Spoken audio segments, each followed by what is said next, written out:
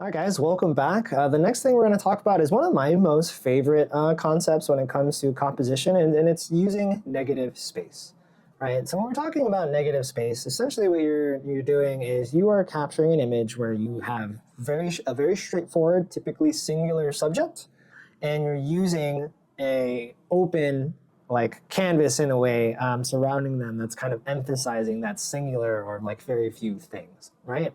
So if we go to some of my sample photos that I have here, look at this image on the left, right? Our main subject is going to be this boat. This is on the island of Kauai and one of the boat tours there. So this is our main subject. And we have all this negative space with the ocean in between us, but just look at the texture and the detail and the way it really leads up to this boat, you know, like that. It's intentional space, right? If we look at this image here on the right, I love my black and white images, right?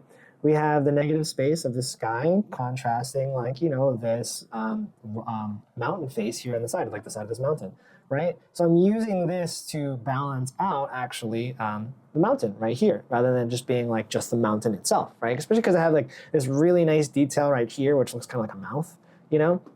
And then if you look here at the image on the right, once again, black and white, it's a series of seagulls flying in the sky. You know, it's the eels are, the seagulls are spaced out evenly and nicely, right? And we're using the open space of the sky to really focus in on our main subject, which is going to be these birds. And this is why I say it's typically a singular subject, but you can kind of play around with negative space, you know? Essentially, you just have a lot less distracting elements surrounding your main subject matter, right? Hope that makes sense, guys. But just like always, if you have any questions, please let me know in the comments.